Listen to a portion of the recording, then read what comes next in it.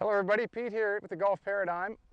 We're at Old South Golf Links. It's a beautiful golf course here in the Low Country in Bluffton, South Carolina, just off the bridge of Hilton Head. If you haven't played here, it's a must on your checklist. It's fun, it's scenic, it's everything you want in a golf course, and you'll have a great time. But today I wanted to go over pitching, and if you followed our series on the short game, you know that we did a number of videos on chipping. We want to follow that up with the chipping or the pitching part.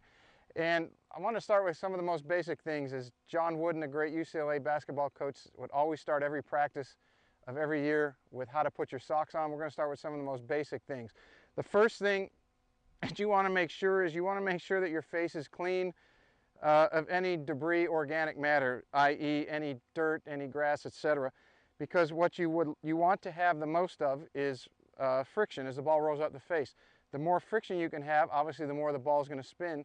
And if you want control, which is what you're looking for in your pitching game, you want as much friction as possible. So always keep your face clean after you hit each shot. When you're on the golf course, have your wet towel, wipe it off.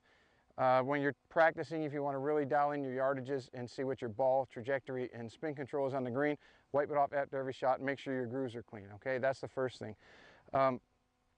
The second thing is, as we get into pitching, one of the important things is not to just go out and pitch to various distances and say, okay, I can hit it to that flag and I got close, so now I go on the golf course and my mind's thinking of wind and everything else, and you have no idea how far that yardage is. So what you want to do when you do your pitch shots, and as we work back into the distance wedges through the short game series, is you want to know, when you practice, not only do you practice the mechanics, but after you get that, and you'll find out that it's not very hard to hit it solid through this system, is you want to find out what your distances are.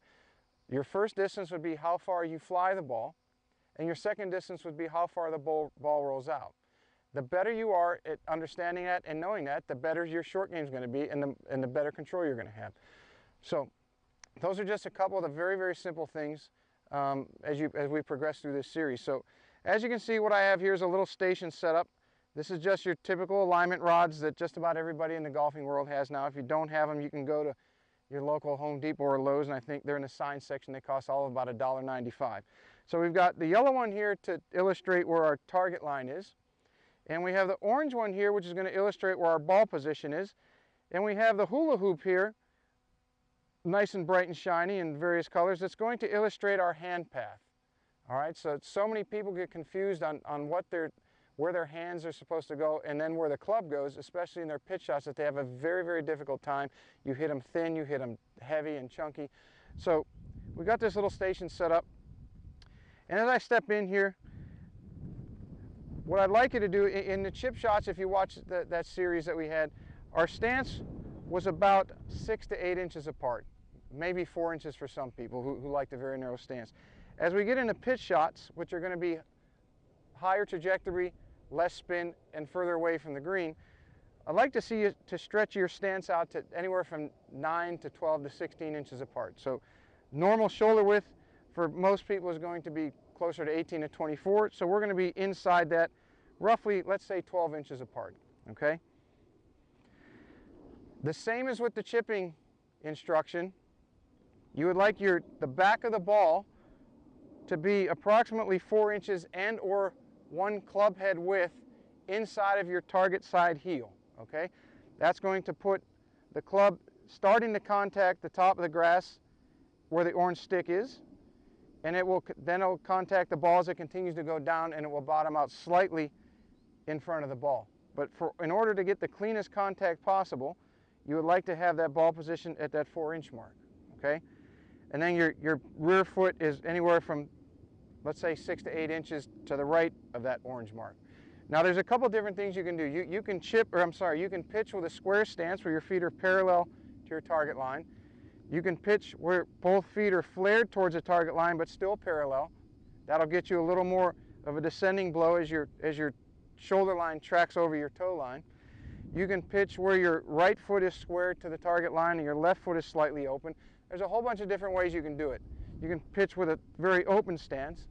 But here's what I want you to remember, just as in the chipping, that your ball position, in order for you to get the cleanest contact possible and still have a somewhat of a descending, evening out blow to the ball, would be to have that ball position 4 inches or very close to it inside your left heel. So again, you can be perfectly square.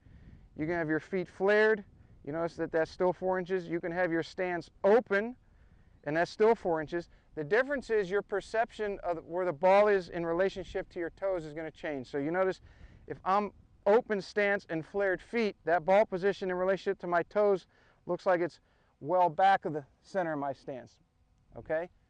As that club is parallel to my feet. But in relationship to the direction you want the ball to go in your body, that ball is still 4 inches inside of your left heel.